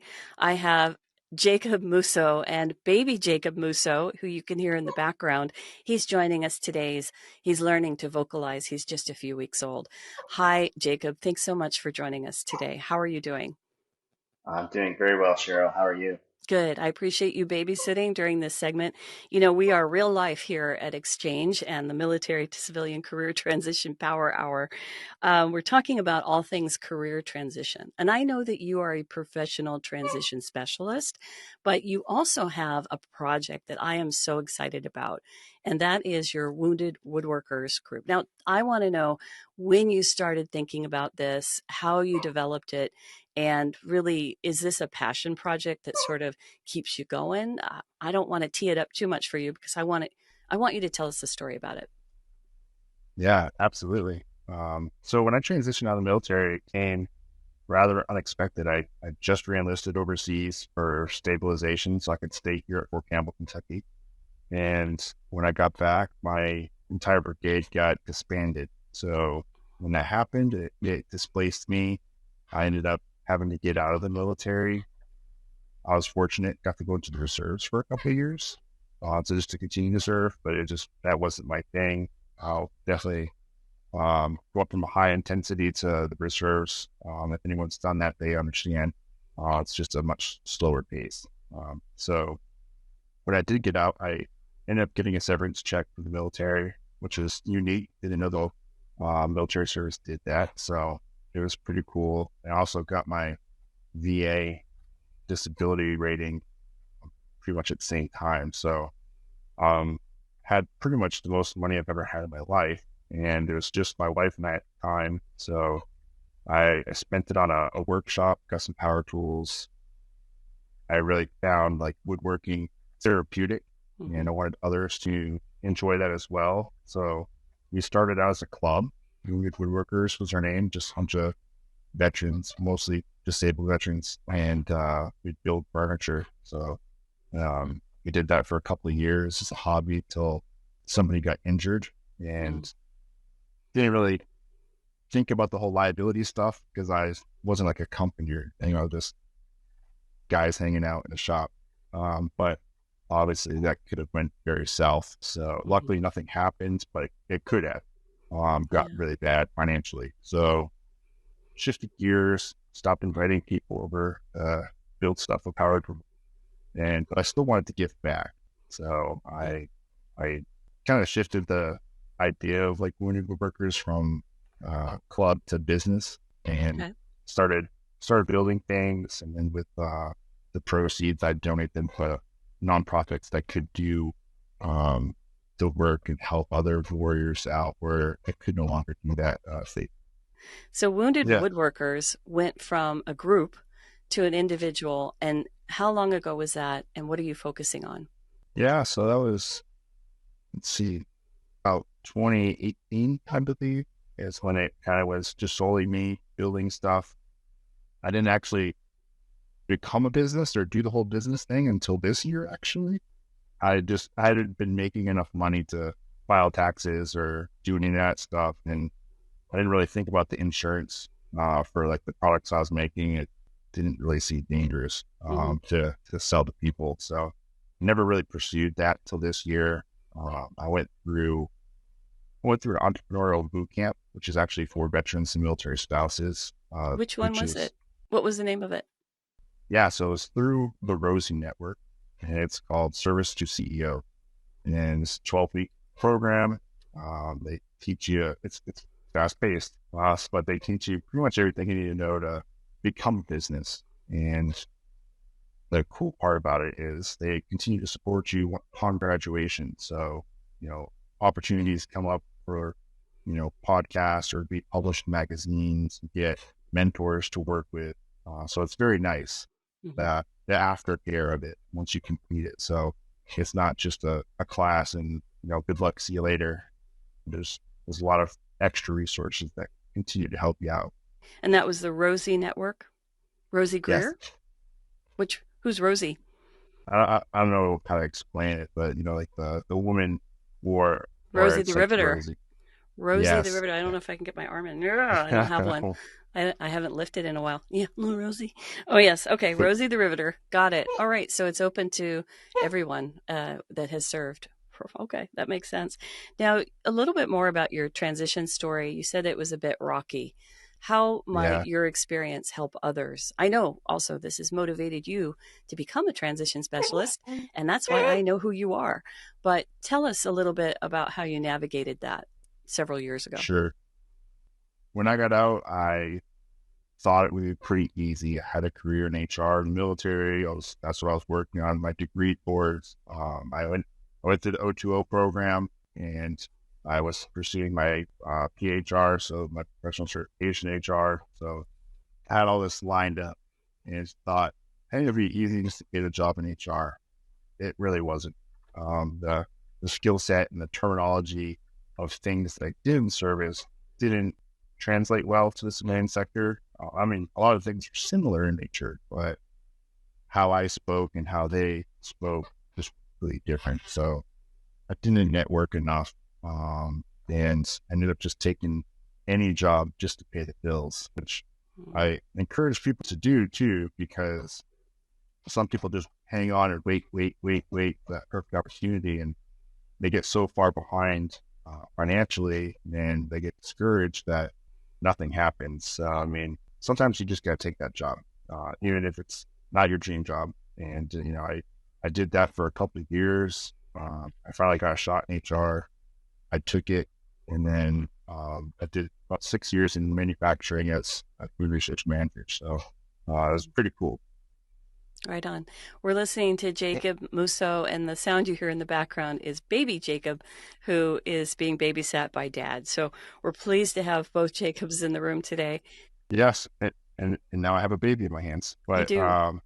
Magic. I did 6 years in human resources in the manufacturing world, automotive and food manufacturing. So got a good idea of what the civilian sector was looking for, and when it came to hiring. So I spent a lot of time looking at resumes, phone screens, interviewing a lot of veterans, and kind of seeing like what they were doing wrong in the eyes of hiring managers. And then when I was able to get all this feedback, of course, I wanted to be able to share that with everyone that I interviewed. Of course, most recruiters and HR professionals can't do that. So I just kind of kept gathering it, building all this experience, then finally found a way to get back where an opportunity for career coach came up. Got to work with veterans and military spouses specifically, not just anybody. And a lot of times it's working with warriors who are transitioning from service. So I have a lot of relatability to that with my own story, kind of like how it went, how it was, things that I would definitely do different. And now that I've got a lot of skills in the civilian sector, especially in human resources, I can share that. And it really helps out knowing, some of those things that people are looking for, what the resume should look like, and then how to prepare, especially when it comes to networking, because the whole job search process has changed dramatically from when I was in HR till now, mostly COVID. But you can't just go online and apply for a job and get an interview or walk in somewhere, fill out an application. It just doesn't work that way anymore. You have to know people. So it's nice to kind of be that third party that helps, build those relationships. Right on. So many people I talk to who were HR in the military don't want to do HR in the civilian world. Did you encounter that yourself, or was it kind of like, I've done it, I want to build on it, I want to do something else, and then you sort of default and like, okay, this is something I know I can do, and there's such a need. What was that journey like for you? Yeah, for me, the military was my first career. I joined about 17, shipped off 18, deployed, had my birthday overseas, turned 19. So, I mean, it all went pretty quickly for me. That's all I really knew, the military and human resources. So I was already pursuing my degree. I found out about the free certifications you could get through O2O. So I tried just to stick with that path, which, again, a lot of veterans do this, and it's not always the right path. So, if you're not absolutely passionate about or in love with what you're doing in the military, you're not going to love it in the civilian world either. So, spend a lot of time trying to figure out what it is that you do. You work with people who are transitioning out, and you and I, we have the same heartbeat about planning in advance. My book, Civilian Mission, is a 3-year guide to wrap your mind around on your last PCS what you should be doing at the end of that PCS. And 3 years seems like an incredible amount of time for most people. What do you recommend?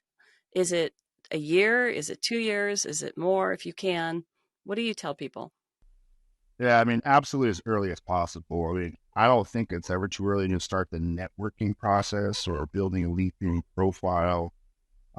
Most people don't do that till they're 6 months out. They're going through chat classes or something. So I feel like if you can do it early, definitely do it as early as possible, because you definitely need that time. So most of the people I work with are veterans who are already out, military spouses, and then I work with transitioning warriors who are getting medically separated. So with them, it could be anywhere between like 3 and 9 months.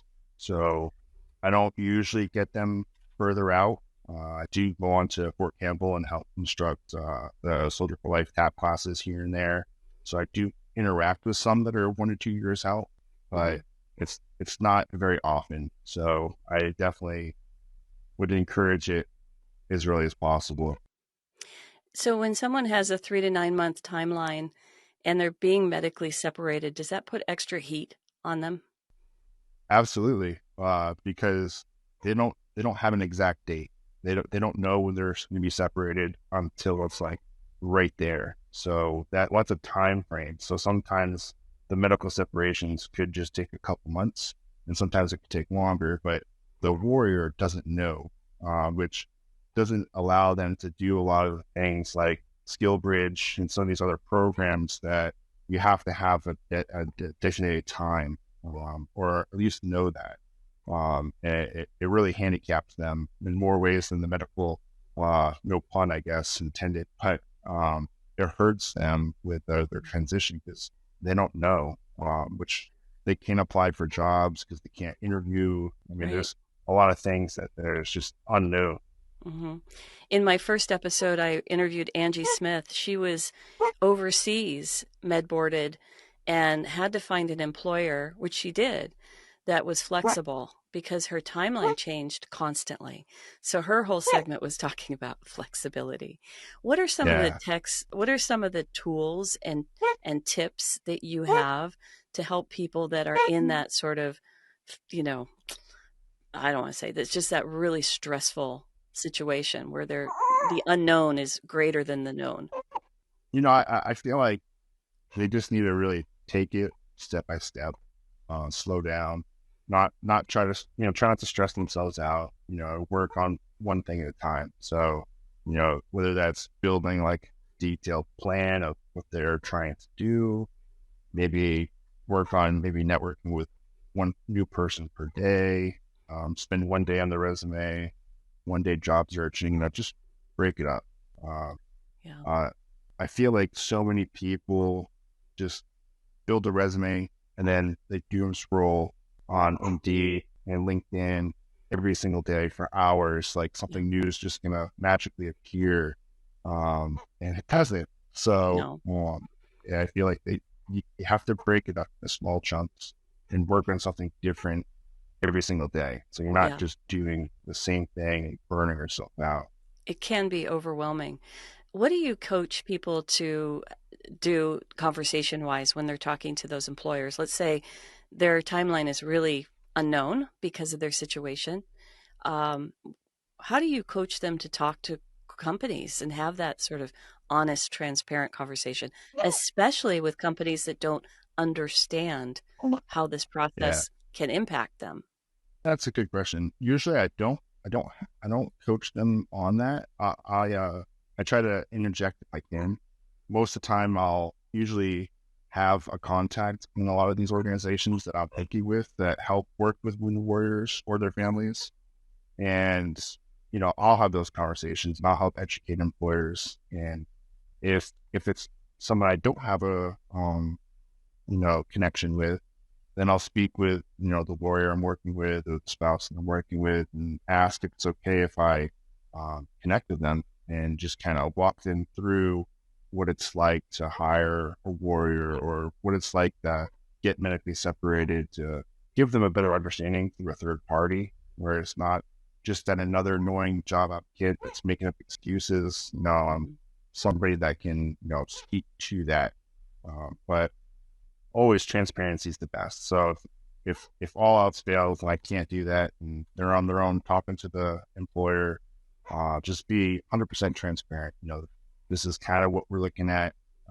If it's not a good fit, it's not a good fit, but you made a good impression with them. You're upfront and honest. And maybe when that time does come, they'll have an opportunity or they'll at least know somebody that has an opportunity and they can make a connection for you. So I feel like the doors will open eventually. You just gotta continue building relationships, being authentic, being honest, and then when the time comes, you're gonna have a lot of people that will be there to help you, but you got to kind of create those people first. We're listening to Jacob Mousseau and baby Jacob Mousseau, who he got to pick up because he was just making so many fun noises. He's a newborn, so dad is interviewing for a podcast and babysitting. That is the modern man. You talked a little bit about your company, Wounded Woodworkers, and the causes that are close to your heart. They were Boulder Crest, who works with PTSD and TBI, and Operation Heal Our Patriots. You want to talk about them a little bit? And so that's through Samaritan Purse. So it's a faith-based program, but they work on helping the warrior and their spouse, kind of rebuild their relationship, rekindle their relationship. And that's a really cool program too, because you'll go through it. It's a week long with, military chaplains and other couples. And you'll work on, just having conversations with your spouse and, building that relationship. But it doesn't end there. So they'll have little retreats here and there throughout the year where you go meet up with them again. And then every year we'll have like this big annual reunion. So it's not just a one and done thing. Like that's something I enjoy about some of these programs too. It's a lifelong program where some things out there are just a once in a chance, like a one chance thing where it's just, hey, try this out, and then that's it. But the programs that are out there that mean a lot to me are the ones that help follow the warrior through their journey, like for the whole life. So that's kind of like why I've selected some of these organizations. Tell me more about your business. I want to know what excites you about it. What's your passion for woodworking? Yeah. So, I think the best part about my business and what I do specifically, because it's very different from most. I don't build furniture anymore. I'm not, making wood items by hand. I now have a laser, and I do portraits. So I take people's memories, whether they're, happy memories like a newborn or a lost pet, and I turn these memories into a tangible item, so they can keep it forever. So, and it's funny too, because not funny, but coincidental that I just had a customer come before hopping on here, and I made some of his dog that just passed away, and they're really appreciative of it. And it's not like saddened, they're not sad, but they're really grateful. They really find the work beautiful. So like I really enjoy that part, because I try to hand deliver if I can, and if I can't, I have the customer send me a picture or a video of whoever's receiving it, because I really like that. I also like to know the story behind the photos too. So before I even engrave, I always contact every customer myself, and I find out like, hey, what's the meaning of this photo? What's it going to be for? So that's why I guess a little bit different for me, just because I like to be a part of that. And then when I deliver it to them, I understand why that photo, why it's important, and then I can recreate it in a great way that represents that memory. This has a lot of meaning to you, and it's very clear. So thank you so much for sharing your transition story and a bit of your passion, and introducing us to your son, Jacob Jr. Congratulations on having your second child. They are all blessings. My name is Cheryl Cross, and I'd like to say thanks to Jacob Mousseau, who is available to be contacted through LinkedIn. That's how I find all of my guests. Why don't you tell people how to spell your name, because it doesn't spell like it sounds, for those of people who are listening just by earbuds. Absolutely. So Jacob, as in biblical, Jacob, but the last name, it's Mousseau. So Echo Alpha Uniform at the end there. And you can be reached through LinkedIn. And are you looking to sponsor, or not sponsor, but are you looking to mentor any veteran to-bes or people who are going through transition? Yeah, and I can speak to that real quick. So I am a mentor through ACP.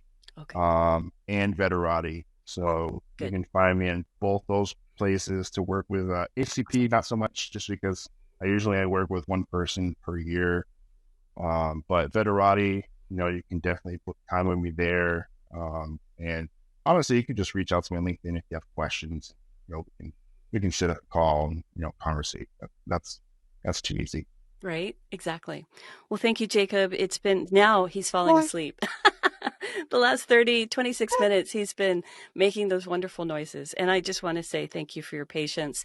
You're a great dad and very loving. And when he said, "Can I pick him up?" I'm like, "Yes, you may," because he's now Okay. part of the conversation. So if you're wondering what those wonderful noises were in the background, that was Jacob Jr. Alrighty. Thanks so much, Jacob. I'm going to close up the show. My name is Cheryl Cross. This is the Military to Civilian Career Transition Power Hour. We just spoke to 5+ year veteran Jacob Mousseau, who can be reached on LinkedIn. We'll see you soon after this break. Hey, thanks so much for being with us through this whole episode. We just wrapped up episode 9, and I'd like to thank my very special guest, our In the Soup feature, Ffrench, our 1-year vet, Scot Heathman, our expert, Virginia Franco, and our 5+ year vet, Jacob Mousseau. All the people on this podcast are very important. They each have very unique transition stories, and I'm so grateful for you. This morning, I checked the stats, and not only are we growing by leaps and bounds on YouTube, but our podcast downloads are happening all across the world. Special thanks going out to our U.S. military serving in the UK, in Germany, where was the other place? Oh, Romania. My friends in Romania. We also have folks throughout the U.S. in Guam, in Puerto Rico, of course, here in Hawaii, number 1, and throughout the U.S. mainland. Thank you so much for listening. And thank you for liking and subscribing wherever you can. If you're listening to this on a podcast, just click subscribe or follow. The more you do that, the more it gets out to people like you who are looking for this information. My name is Cheryl Cross, and I'm so pleased and honored that you've joined us for this. And I'm going to end this show, just like I do every show, just to remind you, if you are transitioning from the military, planning a civilian career, you're doing the right thing by listening to these stories. But I also want you to remember this: you are brave, you are strong, you are skilled, and you are trained. And all 4 of those things are super important to the civilian workforce. Don't give up hope. Thanks so much for listening. We'll see you on the next episode. Bye for now.